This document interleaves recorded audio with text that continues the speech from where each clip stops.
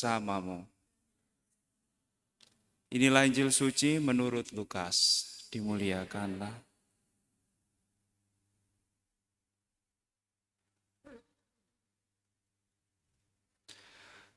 Pada suatu ketika, pergilah Yesus ke sebuah kota bernama Nain. Para murid serta banyak orang pergi bersama dia. Ketika ia mendekati pintu gerbang kota, ada orang mati diusung keluar, yaitu anak laki-laki tunggal seorang ibu yang sudah janda.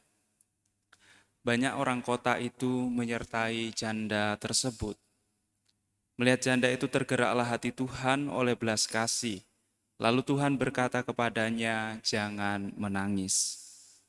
Dihampirinya usungan jenazah itu dan disentuhnya.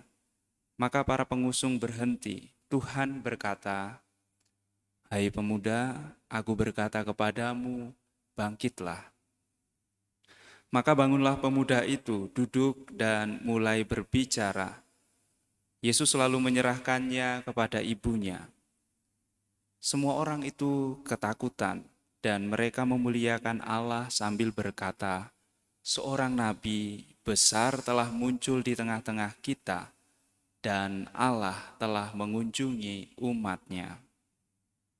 Maka tersiarlah kabar tentang Yesus ke seluruh Yudea dan ke seluruh daerah sekitarnya. Demikianlah sabda Tuhan. Terpujilah Kristus.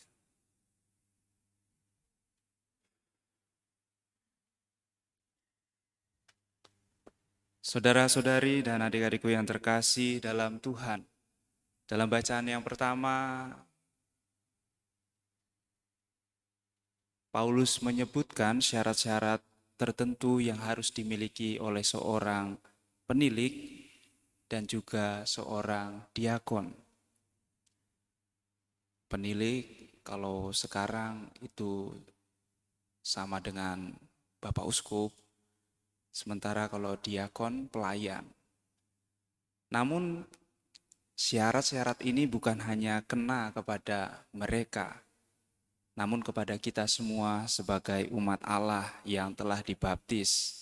Kita juga telah menerima imamat Kristus, imamat umum, untuk juga menjadi seorang nabi, seorang gembala, dan juga seorang raja.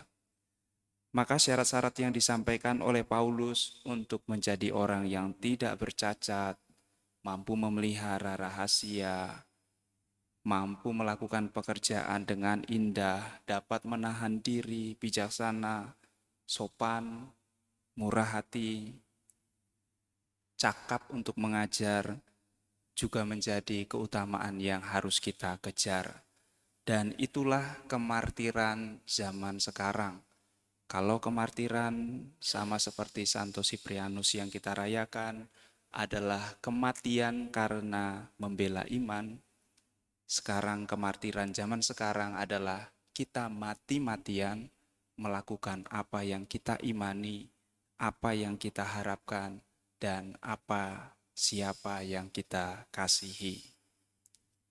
Lalu dalam bacaan Injil, Tuhan Yesus menunjukkan karya belas kasih-Nya kepada seorang janda. Kita pun pada perayaan Ekaristi ini berdoa secara khusus untuk saudara kita yang baru berpulang.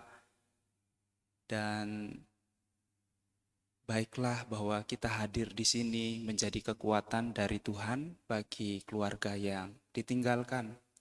Dan suami, ayah kita yang telah berpulang, semangatnya semoga juga dibangkitkan di dalam diri ibu dan anak, sehingga segala hal yang baik yang telah disaksikan,